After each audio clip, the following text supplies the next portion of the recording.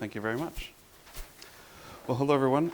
My name is Stephen Newton, and I am a Programs and Policy Director with the National Center for Science Education. We are the only organization in the United States.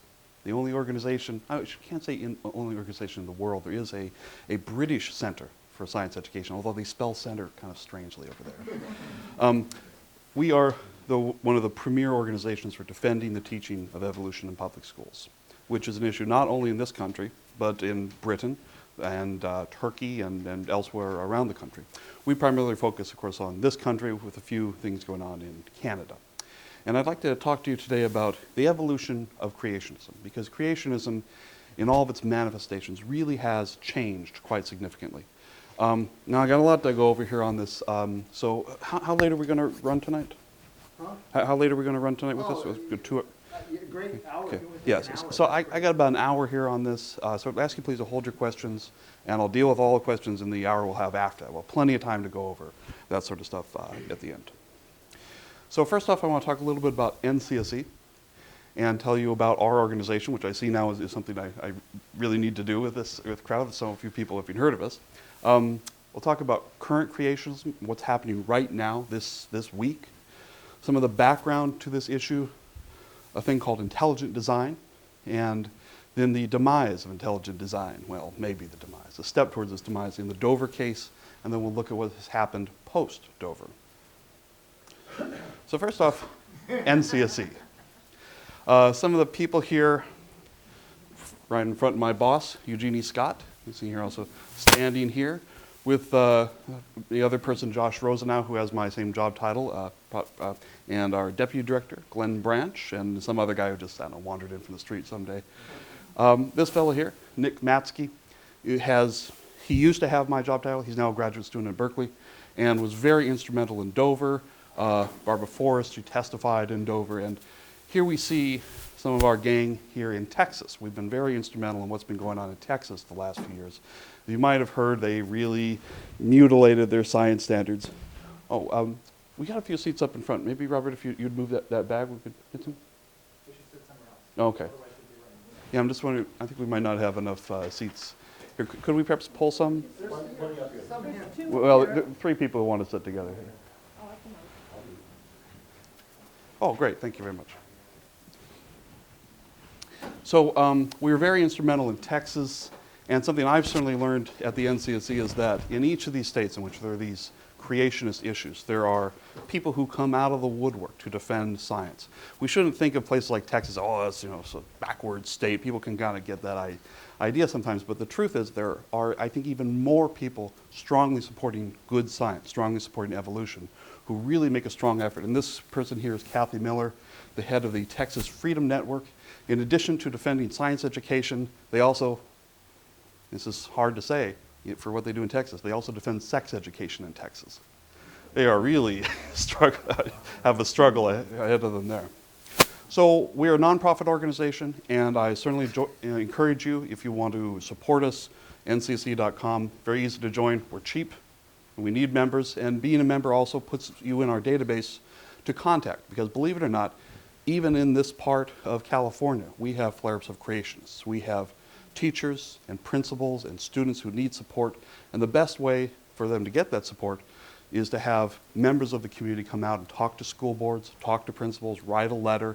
This is primarily what we try and organize. And we're really kind of a fraction of the funds of our rival organization, the Discovery Institute. They can fly their lawyers off everywhere and talk to school boards, but we really have to deal with local people.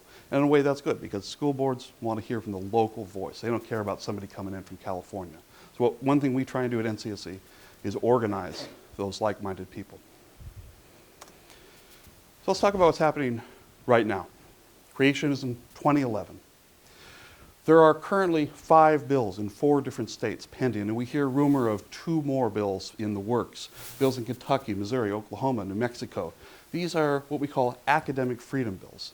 And these bills carve out a space legally for teachers to teach creationism. The idea with the academic freedom is this bill, will paraphrase it grossly, this bill will say that teachers have the right to teach about all scientific controversies. although they usually in these bills specify that to things such as global warming, which they consider scientifically controversial. Climate scientists don't particularly agree with that. They talk about human cloning, which is, again, very strange because it's not really a theory of human cloning and it's never even been done. They talk about origin of life, and they talk about evolution. Primarily, these are about freeing up teachers to teach anti-evolution material in the States.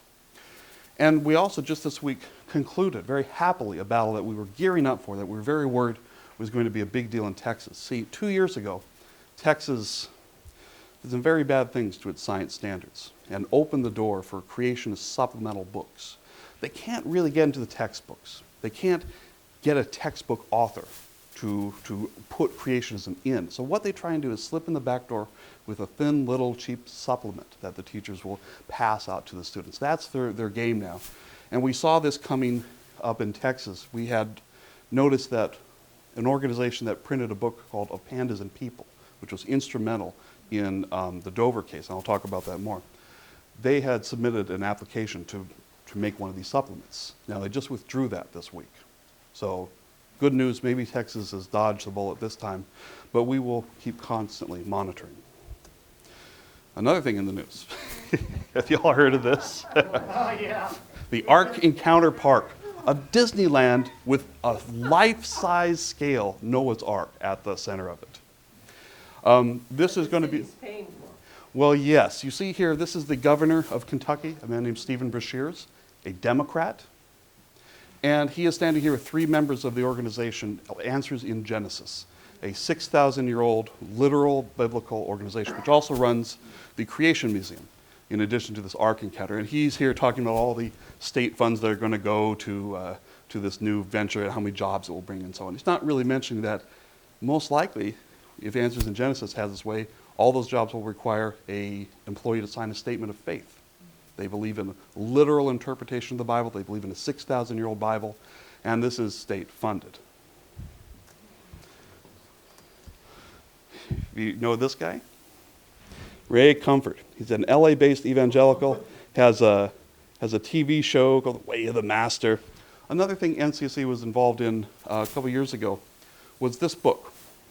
It looks normal. Looks like Origin of Species. In fact, it was being handed out on college campuses all around the country. Free copies. Here, I have a copy of Darwin's Origin. It's the 150th anniversary of its publication. Students would take it and they'd open it up and realize, wait, the first 50 pages of this are an introduction by this guy, saying how this book is evil, how it's led directly to Hitler, and that if you don't believe exactly as he does, if you're an atheist, if you're Jewish, if you're Pentecostal, you're going to hell. I am perhaps one of the few people in the world who has actually read all of the different versions of his introductions. I think I've lost significant brain cells. And one thing we set up was a website with information about this introduction, about what was going on, that activists on college campuses could have and print out and stand next to the people who were distributing these books. One thing we made were these handy-dandy bookmarks. Let me pass a few of these guys around. These have a banana on them. What's with the banana? Well, you see here, he claims that the Cavendish banana is proof of intelligent design because he has this kind of Australian voice. Because obviously, the banana was made for the hand and is made for the mouth. And in the YouTube video, I won't demonstrate this too much, he shows how it's made for the mouth repeatedly in a rather, like, oh, I did just see that.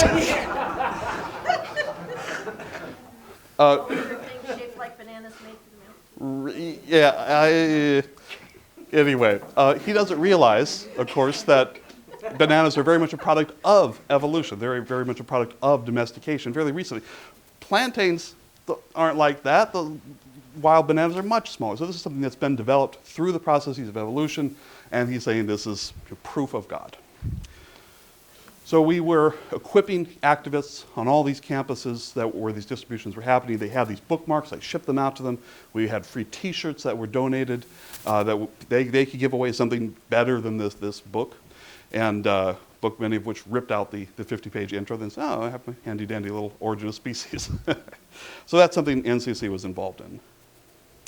Now, one of the main things happening now is intelligent design. And I think this picture here, this web graphic, from the Discovery Institute, which is one of the main organizations pushing intelligent design, really says it all. Here we see God, everyone knows, old man with a white beard, touching out, and instead of touching Adam as in the Sistine Chapel, he's touching DNA. So this Discovery Institute is pushing the idea that DNA and that other biologic structures could only have come about by an intelligent designer, i.e. the big guy. And they try and promote this through, well, this guy tries to make mathematical arguments for it, this guy tries to make biological arguments for it. They try by a variety of different ways, but intelligent design is currently one of the main things that creationism is pushing. Then, of course, just driving around, you see all kinds of random crazy stuff. Man, do you think that affects the resale value of the car? Makes it higher. Yeah. Yeah, maybe. They have an art car festival every year. Well, you can drive around, not so much this state, but even our neighbors, Oregon, there's a lot of these sort of signs. Evolution is science fiction, you're just driving by the freeway. What the hell did that say? Evolution is a lie. People are paying money for these, and people are really against evolution, and they think it is from the devil. Notice the devil looking sort of monkey-like, maybe an evolution connection with that.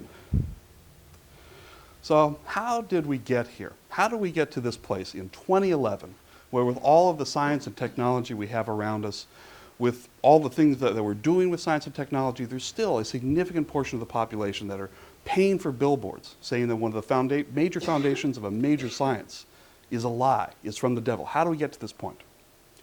Well, I think you can see a lot of how we got to this point in this picture.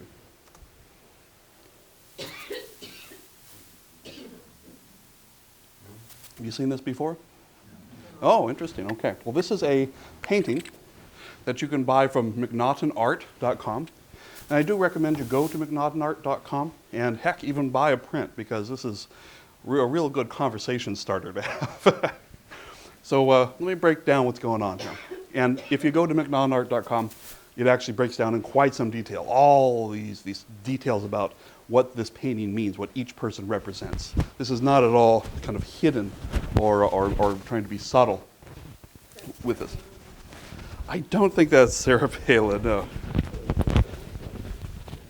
Now, of course, we have in the center Jesus delivering the Constitution. They literally think that the Constitution is divinely inspired, and that our great benefits that we've had as a country are directly a result of this divinely inspired Constitution. One of the books that is making this argument is The 5,000-Year Leap, which this gentleman is holding right here. This gentleman is supposed to represent the college student, although having this sort of pseudoscientific book in college would be a little strange. We see the good side of America here on Jesus' right hand. We see the soldier and the school teacher and the mother and the minister. And behind here, all these people deceased are arguing for the present, arguing for the soul of America. We're standing here on the east side of the Capitol building. We have the Supreme Court here. We have the flag. Notice it's dim. It's not fully lit. The artist is meaning that to show a problem with this country. See, everything in this is just literal. There's no sort of like, it's really sort of a strange form of art to have no subtlety at all. And we have, Ronald Reagan, it's his 100th birthday. Have Theodore Roosevelt. This artist may not have quite gotten the message about Theodore Roosevelt that, he actually tried to break up large companies. Well, that's not capitalism. Also, likewise, Thomas Jefferson is here.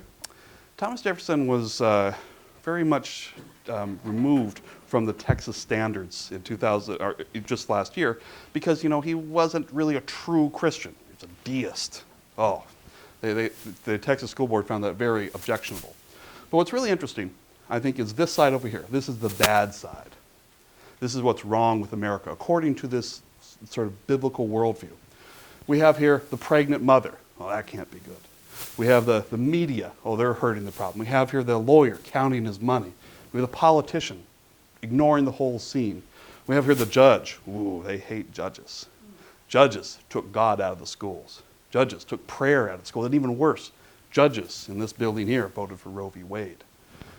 They might not say it, but probably Brown is something that they also say, oh, that was terrible. So here is some of the bad, and we have the Hollywood producer. And notice the figure there kind of subtly whispering in the producer's ear. That's Satan poisoning the fabric of this country with this liberalism.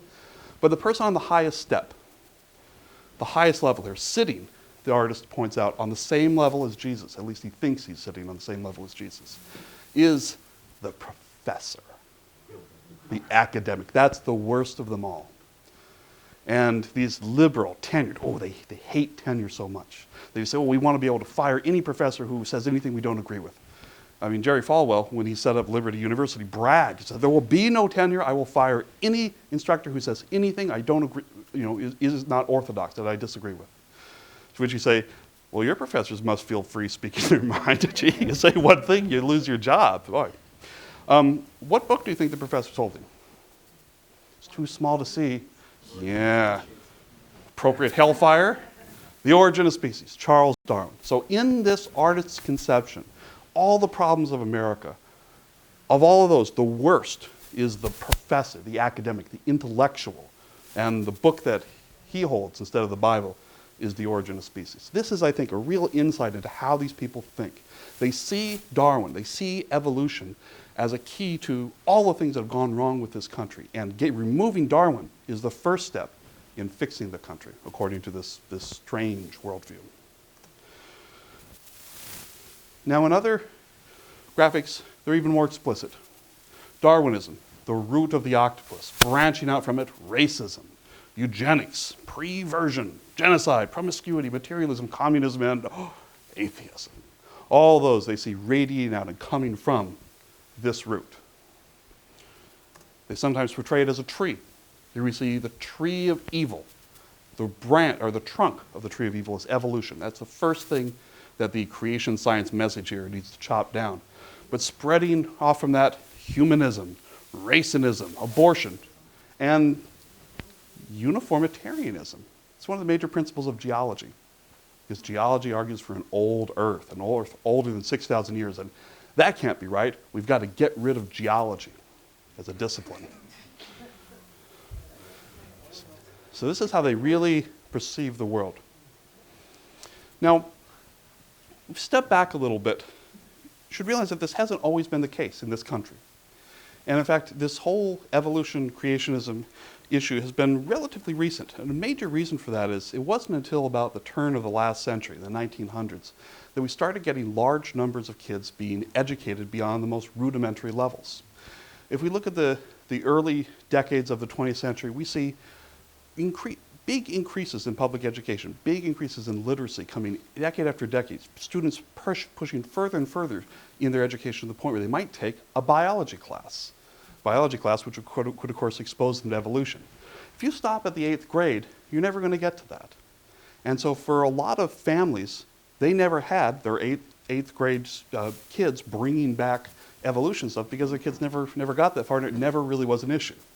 But as public education increased, as literacy increased, as more students went further and further, more and more they began to push up against these religious feelings in the background of America that hadn't really been brought to the forefront. So this is thinking early 20th century. Then another event happens, the Great War.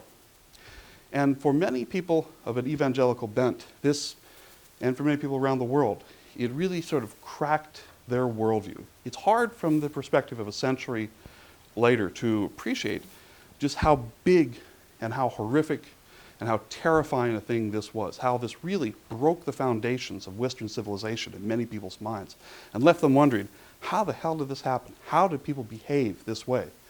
I mean, we've had wars since then. We've had very bloody wars since then. But Britain lost 20,000 men in the first 10 minutes of the Battle of the Somme. If you go to the Vietnam Memorial, you'll see about 60,000 names etched on that. So a third of those in 10 minutes on one day. The slaughter is so out of proportion to anything people had experienced before. It really made them wonder, can we continue? And had a lot of people wondering what it was that brought us to this point. Fast forward a few years later, Scopes. This man here, William Jennings Bryan, and his opponent, Clarence Darrow of the ACLU, well, they had it out in the Scopes trial. And one of the main positions taken by William Jennings Bryan was that Darwinism, evolution, had led people to believe that they were animals, that they should therefore treat each other like animals, that therefore they could slaughter each other with machine guns, as had just happened a few years earlier. Bryan is sort of an enigmatic figure. I mean, it's easy if you've only watched Inherit the Wind and know nothing else about him to say, oh, this guy was, kind of a jerk. In truth, he was a real advocate of the common people, of the workers, of people who were struggling. He's not, this sort of Inherit the Wind portrayal is a little unfair to the actual man, who was quite interesting. And he came at evolution, he came against evolution, really from the perspective of linking it to laissez-faire capitalism. He saw the ills of laissez-faire capitalism. He saw some of the capitalists justifying their actions, going, well, we're strong and therefore we're right. And he said that sort of might is right thing is killing our civilization. It's nearly obliterated us in the Great War. And at the root of that, we need to stop evolution. And of course, that logical linking is a bit flawed, but at least his motives weren't evil. Now, some of the arguments made in the Scopes trial are the very same that we see today, being made by the intelligent design movement, and the very same that we see going forward into the whole academic freedom bill movement. We like to think of this, we like to break these arguments down into three categories, which we call the three pillars of creationism. And the first is that evolution is a science in crisis. This first pillar is the claim that there are scientific papers, there are scientific books being published that show that evolution isn't true. There are scientists who don't agree with evolution, and it's teetering on the brink of being overthrown. This is what they argued back then. This is what they argue now. This is completely untrue. The second pillar, incompatibility. What they mean by this is you must either choose the side of Darwin or the side of God. And for people who are religious, well, they're pretty easily going to, if they see the choice that way, reject evolution, reject the science. That's asking a lot of people to say, in order to accept evolution, you must give up your faith. Where, in reality, that's not true at all. There are people who accept evolution who are atheists, who are Jewish, who are Methodists, who are Unitarians, who are every different faith. Science really doesn't require that you give up your faith to accept it. You can look at the data, you can see that this works, and accept it just on its own merits. People's faith doesn't have to be incompatible with evolution or any other science, but they will argue, because they realize how powerful this is, that if they can frame the argument as Darwin versus Jesus, then those people who are religious are going to tend to stay with their faith. The last pillar, fairness. William Jennings Bryan argued that it was unfair for all these scientific experts to come down to Tennessee and tell the common people how to run their schools. It's unfair. They would argue that it's only fair that both sides be taught. If you're going to teach evolution, you should also teach the creation side. We see these same sort of arguments, this idea of fairness being a powerful appeal, coming from the time of the Scopes trial all the way through the creation science movement in the 60s to the present day. These three pillars, crisis, incompatibility, and fairness, are, I think, a good way for you to think about this whole endeavor. So what was the effect of Scopes? Well, who can tell me? Who won? Yeah, Scopes lost. He was convicted. He was fined $100. People tend to think, because of that, maybe the film Inherent the Wind, that, oh, it was this great triumph for science. Actually, it was just the opposite. It was a case that upheld this law restricting you from teaching evolution. And as a consequence, following the Scopes trial, evolution remained effectively absent from science instruction until the 1960s. My boss there. Now, one thing just on the eve of the 60s helped bring it back. Sputnik. 1957, Sputnik is launched, and there is a crisis, a real crisis this time, in science education. textbooks in all disciplines began to be revised, and revised in a way to have the best science possible, not catering to whatever religious group might propose an objection. Evolution was put back into textbooks following this, and thus, now that everyone's getting a lot of public education, there was tremendous pushback as people saw this evolution now being foisted onto their children as they saw it. Now, another change that happened before this was in changing how people thought about science. Now, one of the people who built this bomb, Richard Feynman, when he was growing up, he'd tell people he wanted to be a physicist. And they'd go, huh? What? Never heard of that. In the time of Scopes, not a lot of people understood what a scientist did. Not a lot of people had ever met a scientist. But after the war, everybody knew what a scientist was. Everybody knew what a physicist was. They saved untold millions of lives by killing other lives with this bomb. And people understood that science had won the war.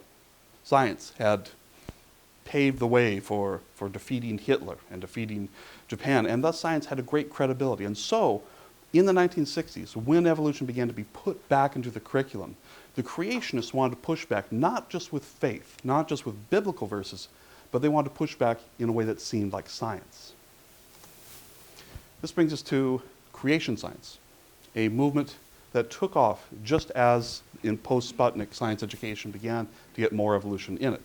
One of the main players in this was a man named Henry Morris, PhD in hydraulic engineering. For reasons we can't quite figure out, a great number of creationists tend to be engineers. And he founded a group called the Creation Research Society, later the Institute for Creation Research, which exists to this day. They tried to argue, and to argue to this day, not only from a biblical point of view against evolution, but claiming that there is actual science that disproves evolution. I think it's this tie-in from the changing perspective of the importance of science in the world and the changing amount of public education. They really have to not just quote a Bible verse at you, but talk about, well, they talk about all kinds of things. They talk about the Genesis flood and the hydraulic arguments for how this water could have moved. They talk about the solar system and how it's all aligned. And they try and, from the realm of science, actually I think we have one of these books right here. Ah yes, here we go. This is an actual copy of the Genesis flood. Pass that around. See here, this Henry Morris, one of the authors there. This book in 1961, Scientific Creationism in 1974, they try and change the way creationism is argued. I mean, it was enough for William Jennings Bryan to just say, the Bible says this, I believe it, end of story. It's not enough in 1960 for that, not with the prevalence of science. Now, so we can see here from Mr. Beck, just putting on a lab coat does not make you a scientist. But when we look at the creation science literature, what we see are things such as references to the second law of thermodynamics. They'll talk about the Gibbs free energy equation and entropy and enthalpy and all sorts of things like that. Here we see a diagram from the Creation Museum in Kentucky. It's talking about the continents, Pangea, geologic term. It's saying this is early in the flood, and then late in the flood, the continents have broken apart. They think all plate tectonics literally happened in the flood year. So it assumes the trappings of science without being bound by science's rules of evidence. Science is a process, and a skeptical process. They have only half of it in that sense. They want to do the equations, they want to cite the math and cite the resources, but they do it in a way that doesn't skeptically challenge whether those claims have any validity to them. Now, these creation scientists also have a very strange obsession with dinosaurs. This also I don't quite understand. But they frequently make the argument that dinosaurs and humans live together. They think this is reality. They think Alley-Oop is this, and that Jurassic Park was a documentary. Here we see a diorama from the Creation Museum in Kentucky.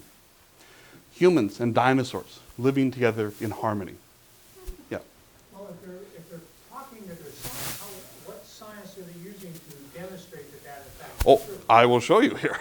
I will show you indeed. They propose evidence for that. First, though, do you all know P.Z. Myers? Yeah.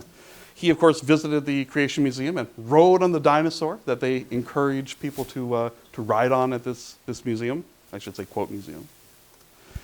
Here's the guy who runs the show there, Ken Ham. an Australian evangelical.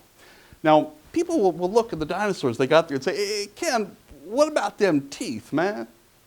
You say these things lived with humans, how could they have the teeth? He says, well, before the fall, because that was when all evil was introduced, before the fall, dinosaurs had teeth like this, but they only used them for eating, not meat. What would you guess they ate? Coconuts. That's why they needed those teeth. And you can kind of look at this and imagine, what were those dinosaurs thinking to themselves before the fall? They're like, I'm tired of these coconuts, man. Now, in support of their arguments, their strange claims about dinosaurs, they point to petroglyphs, rock carvings. Although this one seems to show a dinosaur standing bipedally resting on its tail, just as some of the earlier, very inaccurate representations of dinosaurs showed, which makes you kind of wonder, will somebody just chisel that into the rock? Here we see, this is from the temple of Angkor Wat in Cambodia, and they say, obviously it's a stegosaurus. I mean, it's got the ridges on the back. Except it kind of, I don't know, looks like a pig maybe, but they say, well, nobody could ever have imagined something like that. They must have seen it. They really don't give enough credit to artists. I mean, this whole argument that people in paintings like this must have seen dinosaurs in order to have drawn them, they should show them the bar scene from Star Wars. They say the dragons in mythology are actually dinosaurs, and here we see a book by the son of Henry Morris called Tracking Those Incredible Dinosaurs and the People Who Knew Them. Notice here the tracks. This is the scientific evidence they propose. They point to tracks, especially in a place called Biloxi, Texas, to say, look, here's proof. Here we see a human imprint stamped over in the wet by a dinosaur footprint, proof positive that they lived together. I mean, I don't think that's at all a fake. There's no fake to me at all. But that's what they certainly put forth for this strange argument. Now, I mentioned Jerry Falwell's University a few minutes ago. A few miles away from that is this rather strange park, which proposes that not only did at one time humans and dinosaurs live together, but during the Civil War, a band of northern soldiers stumbled into a small secret valley where there were still dinosaurs alive, and this purports to record a battle that they had, dinosaurs and people fighting during the Civil War. Yeah. And they also suggest that maybe dinosaurs aren't even extinct. They point to various places deep in the heart of the Congo. There are tribes that have a legend of an animal. They say, aha, that sounds just like a dinosaur. Maybe there are still dinosaurs among us. They seriously argue this. Now, this is a Photoshop, of course. You wonder, like, what? How the hell that? But it is actually this claim of all of them that might have the most merit, because if you think about a three-toed, egg-laying, feathered animal, well, you could be thinking of a turkey. You could be thinking of many dinosaurs. They have the same lineage. And so we always have to say dinosaurs went extinct at the KT boundary, except for the bird line. So in a way, this has some merit. Now, this leads us up to the end of the 60s. This creation science, Henry Morris, the ICR, all these things have been flourishing throughout the 60s. And then they encounter a little problem with a Supreme Court case called Epperson v. Arkansas. Now, Susan Epperson was a school teacher, and she challenged a law in Arkansas that forbid the teaching of evolution. It was one of these Scopes-like laws. The Butler Act in the Scopes case forbid the teaching of any scientific theory that contradicted the Bible. So it wasn't until 1968 that a Supreme Court case came up that overruled this in Arkansas and a couple other states, and said that you can't use the Bible as a basis to ban something. I mean, it's really fairly recent, 1968, if you think of how we progressed legally. It wasn't until that point that Scopes was actually overturned. And that changed things for the creationists. They said, man, if we can't just say, because this contradicts Genesis, we can't have it, what can we do? What can we do to keep this evolution out? Well, one idea they said was, let's teach both sides. Just like we do in other scientific disciplines, like in chemistry and alchemy. Teach both sides, right? Or astronomy and astrology. So let's teach evolution and creationism. It's the same sort of argument. Now, this idea of balanced treatment, of treating both sides, and having time for both in the classroom really came to a problem in the case Edwards v. Aguillard, 1987. This overturned Louisiana's, quote, Balanced Treatment Act that said that whenever you have evolution, you must also have creation as part of that. This was one of this new strategy post-Epperson. However, this wasn't an entire victory for science, because part of the majority opinion specified that teachers should be free to teach any and all scientific theories. Wait a second, there's no other scientific theory of evolution. There's just evolution. There's not any other one for them to teach.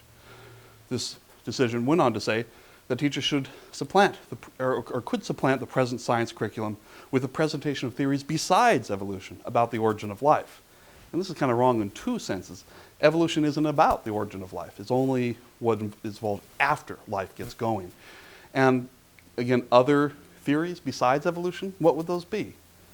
The majority decision was a little problematic and opened the door for creationists. And even worse was Scalia's dissent in Edwards v. Aguillard. I know, surprise, surprise. Scalia's dissent had this line: "The people of Louisiana are quite entitled to have whatever scientific evidence there may be against evolution." So here he opened the door for the creationists to not come up with a whole theory overturning evolution, but just to present evidence, alleged evidence, that would be a problem for evolution. So things changed post-Edwards for creationism. Out were laws forbidding teaching, or forbidding the teaching of evolution, laws such as the one that Scopes was prosecuted under. Out were obvious biblical creationism. We can't just have Bible quotes in the science textbook. Out also were these laws requiring equal time between evolution and creationism. But what was in was something more insidious. Scientific, quote unquote, alternatives to evolution. Evidence against evolution. These things which might not be so obviously biblically creationist. Now the Supreme Court had said, well, this may be the way to go. And that's exactly where creationists began to focus their energy. Now, intelligent design. If I want to say what intelligent design is in a nutshell, it could be this: that certain structures, like the eye, like DNA, like the bacterial flagellum, are so complicated, or so complex, that they could not possibly have come about just solely through evolution. Some of those who push intelligent design say, well, we can accept a little bit of evolution. We can accept microevolution. We can accept evolution in certain things, like dogs. But you can't make new information. You can't make an eye. You can't make DNA. It's so complicated it had to have been designed. That in a nutshell is this argument. Designed by whom? We'll take a guess. It's really just creationism rebranded. Now, one of the main people involved in this is this fellow here, Michael Behe, a professor of biochemistry at Lehigh University. You might say, what, a tenured professor? Yeah, the Lehigh University Biochemistry Department has a statement on its website saying how all of us, with the exception of Dr. Michael Behe, accept evolution. One of his main arguments involved this thing here. This is like a little whip-like structure that propels bacteria around. It's called the bacterial flagellum. And he says this: look at all these parts. Look at how intricate they are. Look at how much has to happen in coordination for this to move. If we took away any one of these parts, it would totally break down and not work. Therefore, Michael Behe asks, how could it have evolved? Step by step, through minor changes, how could we have gotten something that worked if you take away any of its parts, if it's irreducible? If you take away any of its parts, it ceases to function, and therefore has no evolutionary advantage, and therefore would not have been selected for by natural selection. Well, it's an interesting argument, except for the fact that there are all sorts of structures in bacteria that are just like this, with subtle changes. Evolution doesn't always invent things wholesale. It often tinkers. It takes what's already there. It takes the genes that the animal already has and tinkers with them a little bit, changes it. A tinker is not going to go out and go buy some new machine. He's going to go out to the garage and get some pieces of metal and hammer them together and put in a screw and make something that works out of the pieces you have. That's how evolution tends to proceed. And so this idea that we had to create the bacterial flagellum perfectly formed, pop it into being, well, yeah, that's not how it happened. It's sort of setting up the argument to fail. Now, well, one thing they point to, the intelligent design proponents, is to say, what is irreducible complexity? One thing they point to is a bicycle. They are on record saying bicycles are good examples of irreducible complexity. You have the two wheels, you have the pedals, you have the brakes, you have the seat. Take away any of those parts and it doesn't work. After all, you cannot have a bicycle with one wheel. Except when you can. They say, no, that's cheating. That's cheating. This was designed this way, intelligently designed that way. Let me rephrase it. Say you can't have a two-wheeled bicycle with one wheel. You can't make that work. Except when you can. So their argument here falls apart, just like their arguments about the bacterial flagellum, just like their arguments about the eye. This idea of irreducible complexity seems scientific. It seems like it might have some merit to it until you look at it a little deeper. Now, they go beyond proposing these ideas to actually trying to redefine science itself. The same guy, Michael Behe here, testified during the Dover trial in 2005. And the attorney, Eric Rothschild, asked him this. He said, Professor Behe, but you are clear under your definition of a scientific theory. You're clear under your definition of a scientific theory, the definition that sweeps in intelligent design, that astrology is also a scientific theory, to which Professor Behe agreed.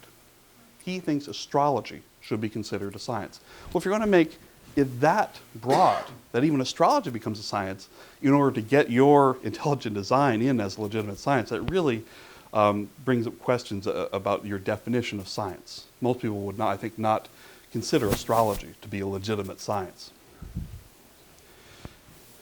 We can think of the scientific method in this cartoon as the scientist says, here are the facts, what conclusions can we draw from them? The creationist has it the other way. Says, here's the conclusion, what facts can we find to support it? I think that well encapsulates it. Biologists have no investment as to whether or not evolution works. If there were evidence against evolution, biologists would be the first to publish it. Hell, you'd win the Nobel Prize if you came up with something that overturned this major theory. You'd get all kinds of personal fame and grant money. It would be great. And yet no evidence ever seems to come up. The creationists, on the other hand, say, I know evolution is wrong. It can't be true. I have to prove it wrong. And they devote their lives scouring for tiny little pieces, maybe the bacterial flagellum, maybe the way the eye is put together. They're desperate. They're grasping at straws to try and find something that will be evidence against evolution. Now, one redefinition of the scientific methodology comes from this group, the Intelligent Design and Evolution Awareness Center, the IDEA Club. This is a group that sets up pro-ID clubs at schools, at universities. So there are a number of these around the country.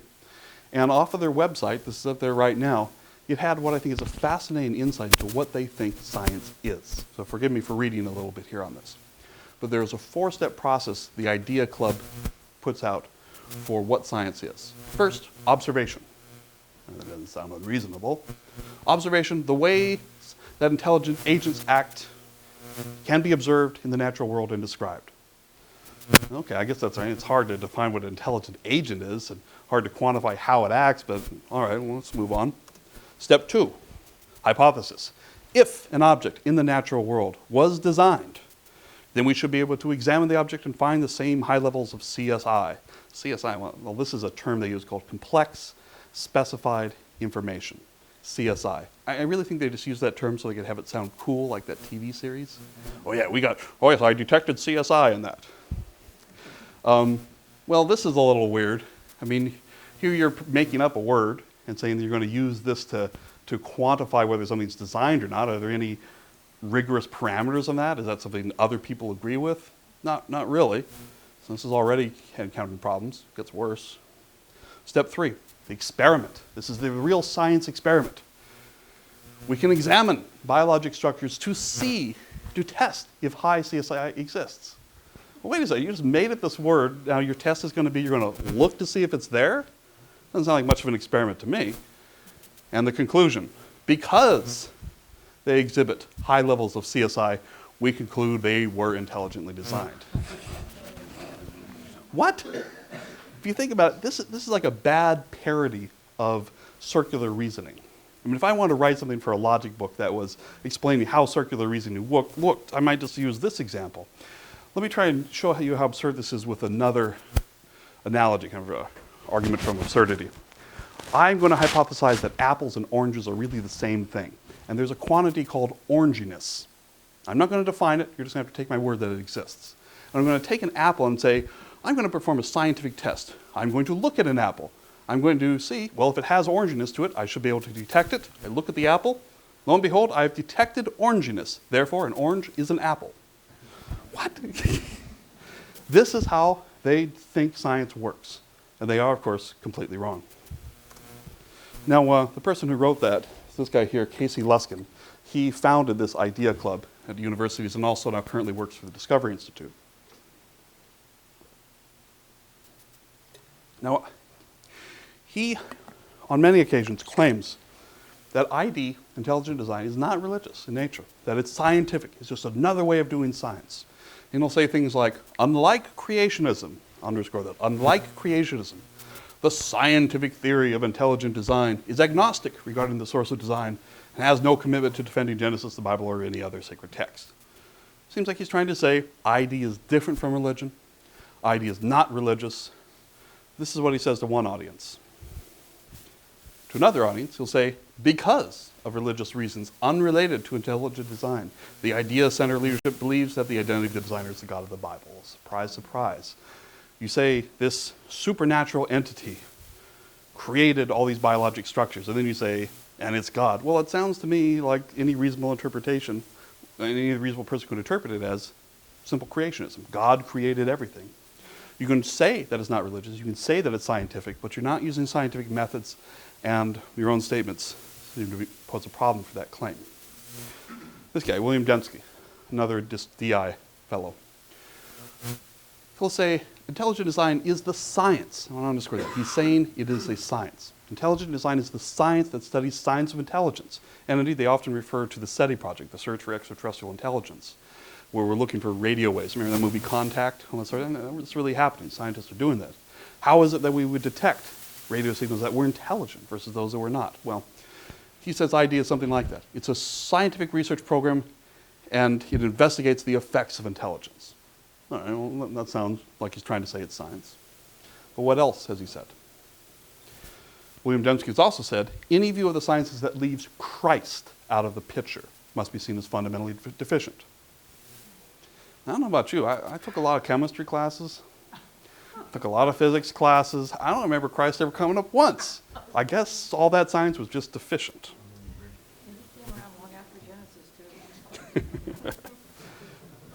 Elsewhere, William Dembski has said, intelligent design is just the logos theology of John's gospel, restated in the idiom of information theory. So, for one audience, they're very clearly laying out what ID is about. For another, they're trying to claim this is some sort of scientific challenge to evolution.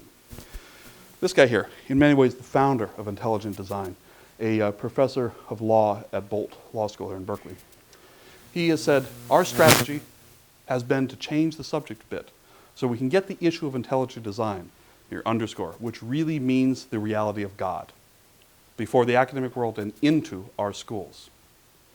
Here he's very clearly saying ID equals the reality of God. He's also said the intelligent design movement isn't really, and has never been, a debate about science. It's about religion and philosophy. Well, I could stand up here and say that ID is not science, but I think these guys do a much better job of that themselves. Now, I noticed this just this last week. At the Crossings Community Church, there's this advertisement for an upcoming talk on Darwin versus design, what it matters, what we can do about it. You know, has quotes some guy saying, today science is pointing more directly and powerfully towards a creator. Okay, well, that's all right. But then I looked, who's speaking at this? Michael Behe, Casey Luskin, two of the people we've just mentioned. They're going to attend this 2-day conference coming up this March, where they're going to talk about things such as, can a Christian believe in both God and Darwin? Remember that incompatibility pillar? We're seeing it right there. How has Darwin's theory impacted the family and the sanctity of life? Remember that McNaughton art thing with the Jesus holding that? All the bad things in society come back to that book, that Origin of Species. Now this brings us forward to 2005, the Kitzmiller v. Dover case.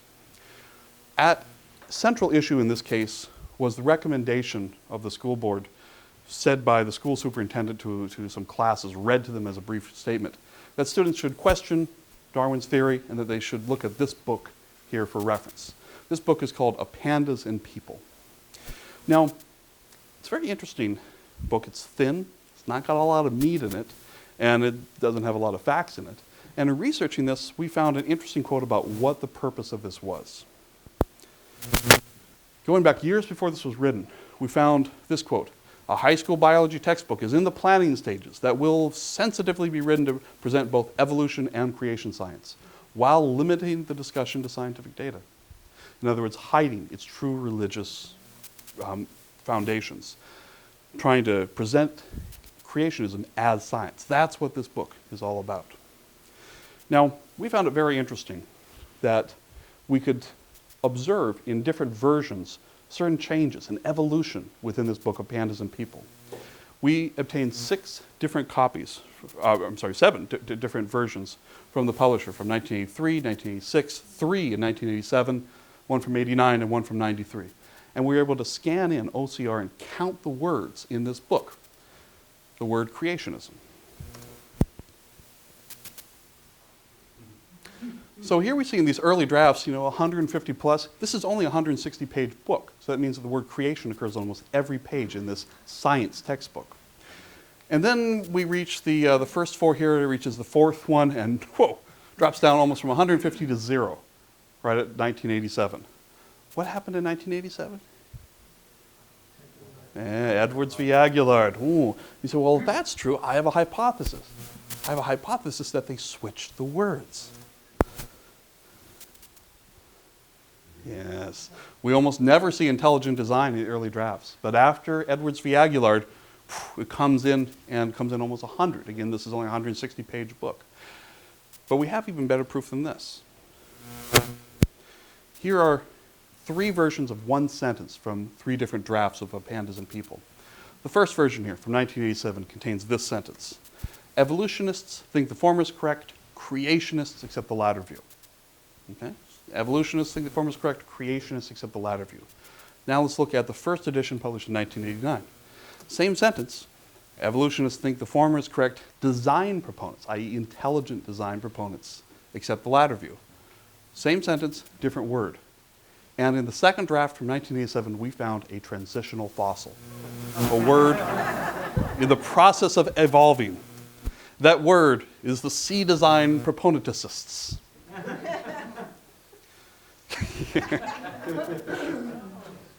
I think you can imagine what's happening. You all know how easy it is to cut and paste things in, Control-C, Control-V, back and forth. Somebody distracts you, you take the sentence with creationists, you just maybe take the middle section of it out, you delete that, you paste in design proponents, and then you move on. Somebody pasted in design proponents. But it's really quite damning evidence that in their own words, they see intelligent design and creationism as equivalent. Judge Jones, in the Dover case, listened very intently to all of this. He was very much impressed by these goings-on in courts. Michael Behe testified. He listened to what he had to say about intelligent design. And this Republican, George Bush-appointed judge listened very astutely in this case. He was also followed closely by the media. Here you see Lori Lebo, who later wrote a book on this called The Devil in Dover. And NCSE's Nick Matzke, who had my job at this time and basically lived in Pennsylvania for this period of this trial. And good news, the judge struck it down. On December 20th, 2005, he issued a brilliant ruling that very eloquently laid out why exactly ID was simply a relabeling of creationism. A judge rules ID a relabeling of creationism and says it has no place in the 9th grade science classroom. Intelligent design struck down by Dover. The judge went even further and said that intelligent design not only doesn't belong in the classroom, that it is not science, that it does not fit with the methods of science. Remember that, those 4 points, the hypothesis and all that? That's how IDs, how they think it works. It's not how any scientist thinks science works. And so when ID met Dover, it was a crash-up of epic proportions. The ID proponents, or should I say the C-design proponenticists, are still reeling from this, still trying to overcome this. This book here Traipsing into Evolution, was published by the Discovery Institute's Vanity Press. It has articles by Casey Luskin, who we've heard of before, and David DeWolf, another lawyer in their kind of rather thin book. But this details everything that's wrong with the ruling. Mostly what they claimed was wrong with the ruling was that it drew heavily from a document submitted by the ACLU. That was the best they could come up with as a problem with it. It took words from the ACLU. Well, yeah, but it doesn't say anything to the validity of those words. So what does ID do after this? Boy, this was a real setback for them. Well, one thing they tried to do was focus more, not so much on promoting ID as just simply attacking evolution. Like somebody flailing desperately, just clawing at whatever's in hand, where it's going to attack evolution without any broader picture. Another thing they promoted was academic freedom. The idea of promoting laws that would allow creationist teachers to teach creationism irregardless of its scientific merits. And one of the main things they produced for this is this supplementary textbook, kind of a Pandas and People version 2, called Explore Evolution. The arguments for and against neo-Darwinism. I don't think I need to tell you, neo-Darwinism, that's what most scientists refer to as evolutionary biology. Neo-Darwinism? Darwinism? Do we call physics Newtonism? Do we call chemistry Mendeleevism? No. It's only Darwinism, only evolution seems to get called after one of its founders. They promote DVDs such as Darwin's Dilemma, which purports to show problems in the fossil record. And again, this is just a strategy of attacking evolution, almost just flailing out without a hope that ID will actually get implemented because of the import of the Dover decision.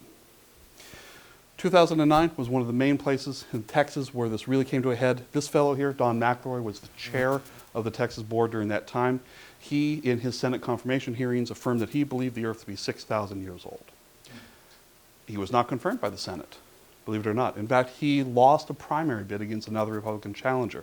Now there's someone else holding his seat, but fear not, there are plenty of other people on the Texas board we have to worry about. The current chair, this woman, is on record saying that she doesn't believe in the timeline that geologists have developed, and she thinks that Texas students, in order to better understand radiometric dating, the state board should buy Geiger counters for them.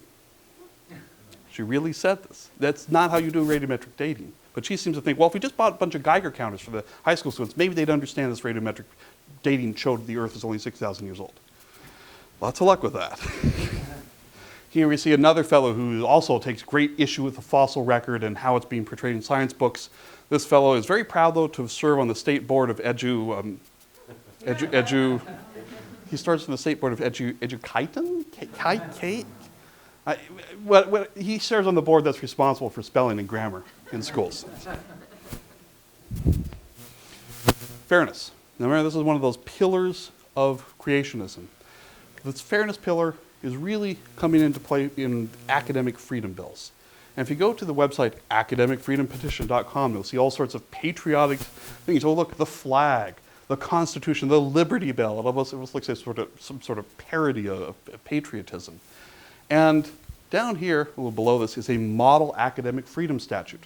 They have put out language for how they think you as a legislator should introduce into your state house a law that will give teachers the freedom to teach all sides about controversies. See, it says here, in many states, teachers, students, and even college professors have faced intimidation and retaliation when they attempt to discuss scientific criticisms pertaining to evolution. There are no scientific criticisms pertaining to evolution. Everything that they would say in that would be ultimately religiously based. And if you want more information on this page very handily points to, says, please email Casey Luskin at the Discovery Institute. Another name that keeps coming up. This webpage, in fact, is registered to the Discovery Institute. This is what they're promoting now. They're not post-Dover so eager to just make a straight ID argument. Now they want to argue for academic freedom. Who could be against that? But what they mean by academic freedom is not what you think it means. One of these bills passed. 2008, Bobby Jindal, the governor of Louisiana, passed the Louisiana Science Education Act. Now this is the same guy, I heard some groans, maybe people remember him. In college, he literally performed an exorcism. We were talking about the right earlier. This is reality for this guy. He also gave one of the State of the Union responses a few years back where he has this kind of Texas drawl that comes out. Instead of monitoring volcanoes, maybe you should monitor the federal deficit. You know, he's criticizing scientific spending for volcano monitoring, right? His in a state which is very vulnerable to natural disasters. Anyway, the Louisiana Science Education Act is one of these academic freedom bills, and we're still seeing how this is going to be implemented, how this is working its way through. We're worried because this puts in some very bad language that really opens the door for non-scientific criticisms of evolution and also human cloning and global warming and the origins of life is part of that the teachers are now allowed to talk about. Anybody see this movie? Hear about it? Oh, this was quite the movie. This would be another example of academic freedom. In this book, in this movie, Expelled, Ben Stein, who most people know from television and from the movie Ferris Bueller. Ben Stein, it turns out, who knew, is actually a big proponent of intelligent design. And he, in this movie, talked to various academics who claimed they'd been denied tenure, that they'd been fired from their adjunct job teaching someplace. Adjuncts don't have any rights to get fired all the time. It ain't no new thing. But he claimed to show that in the universities, academics who spoke out against Darwin were being discriminated against. They were being expelled from the university. All of these claims, it turns out, are not quite what they made in the movie. We put out a website that launched the day this movie came out called expelledexposed.com. And if you ever come across this again, check out Expelled Exposed, because it will show you why virtually every sentence, including one such as this, science leads you to killing people. And Ben Stein makes the argument in this movie, evolution leads directly to eugenics and the Holocaust. Anyway, if you want debunking of those, you can go directly to our site here, expelledexposed.com. The Anti-Defamation League interestingly put out a very nice statement when this movie came out. It's basically saying this guy was just off his rocker. I'm paraphrasing them. So, to wrap up, what we've seen in creationism and what we will continue to see in creationism is really three pillars. The idea of evolution as a scientific theory in crisis, with rival scientific theories that are pushing against it. We'll see the incompatibility, the argument that one must either follow one's faith or follow one's science. And the last pillar, fairness, that it's only fair to teach all sides and let the students decide.